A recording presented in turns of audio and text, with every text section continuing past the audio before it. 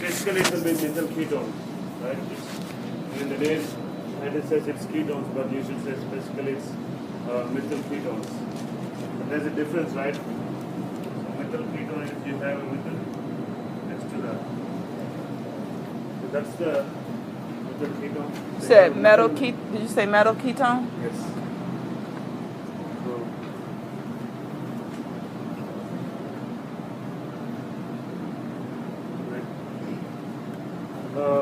So we'll be doing this tolerance test and iodoform test to identify whether we have aldehyde or methyl keto group. And also we'll be preparing two solid derivatives, 2,4-DNP and semi-carbazole for your unknown sample. So first of all, you'll be given one unknown sample, and you'll perform this tolerance and iodoform and find out which functional group you have. So if the tolerance is positive, you can say you have a methyl keto group.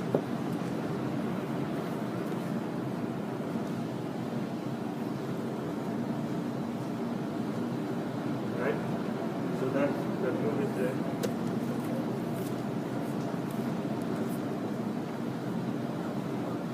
Methyl keto.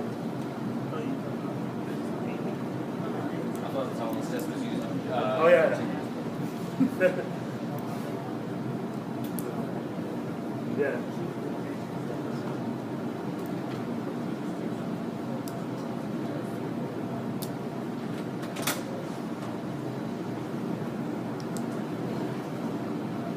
So you should have the aldehyde group, right? And then the iodoform test, we should have this methyl keto group, right? So when we do these tests, we are going to see some kind of visual change, right? Like in this case, we see the silver mirror, so you can see the silver lining in the test tube. So that will be the identification for the tolerance test. And for the iodoform, you'll see a bright yellow precipitate. Sometimes it is very small, you cannot see it, so you have to look carefully for that. It may be settling down at the bottom of the test tube, so you should be careful looking for that. So in the tolerance test, we mix the slow nitrate and ammonium hydroxide. So it forms a reagent, that's the tolerance reagent. So it oxidizes the aldehyde to the carboxylate, and it reduces the silver plus to the silver. So that's the silver precipitate. So we can see the silver shining in the test tube. So if that is positive, you can say we have the aldehyde group in there. And for iodoform test, we use iodine and sodium hydroxide. So iodine is the oxidizing agent in that. And if you look at the mechanism, first these protons are displaced by the iodine, right? And then once OH minus or hydroxide attacks the cardinal group, and then the Ci3 minus will be the leaving group, right? So the Ci3 minus takes up a proton and gives the CH3. That's the iodoform. So it's a bright yellow precipitate. So if you have a methyl ketone, you will see the bright yellow precipitate. So now we are thinking about aldehyde and methyl ketone. So what happens if the unknown is something like this?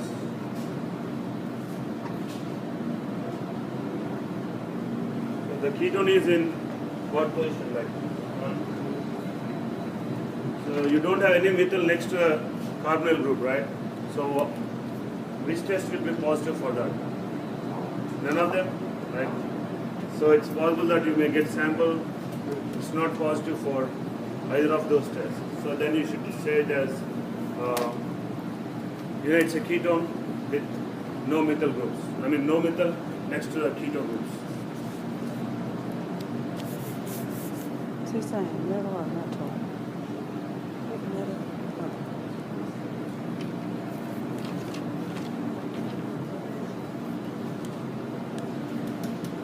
So if you're okay with this, I will erase off this first part and start writing the mechanism for the solid derivatives.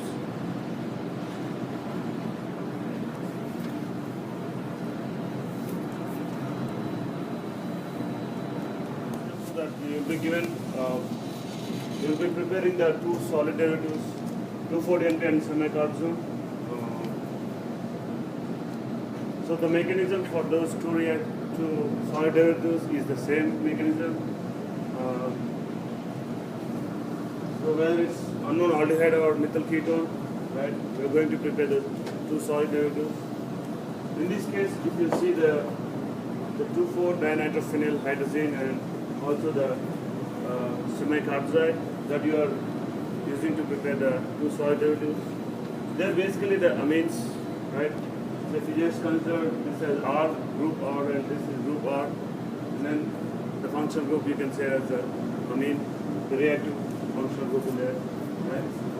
So I just consider that as R and R, and so that is that amine, and then there are no aldehyde or ketone, methyl ketone, right?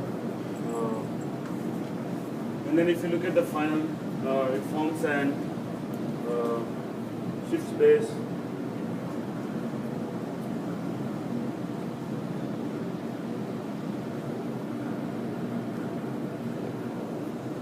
Right? Most of the time, these shift base are colored compounds.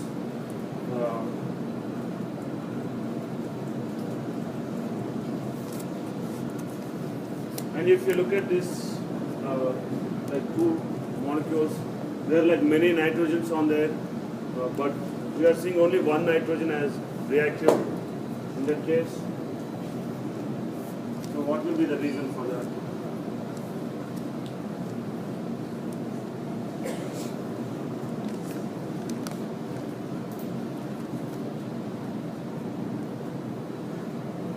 Why is that only that nitrogen is reactive, or it's participating in the reaction? Well, the electrons used by the other two nitrogens are used in resonance structures, so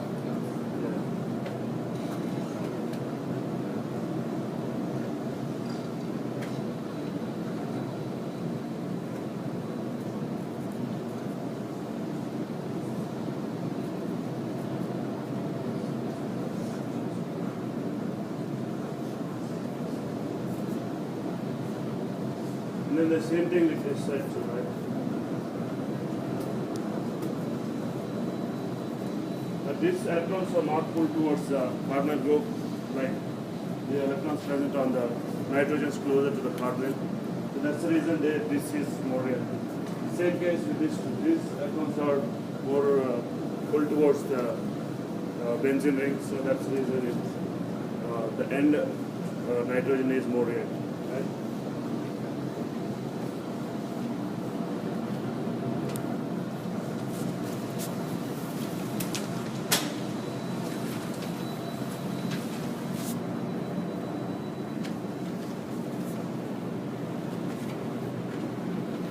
So there are a few changes in the procedures. Please open the procedures in your lab menu.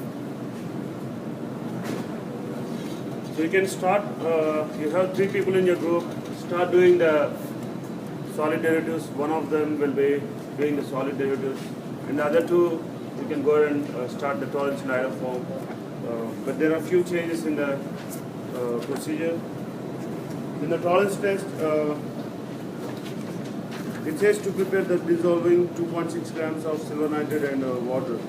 This silver nitrate is already prepared there, so all you need is just take from the reagent bottle, right?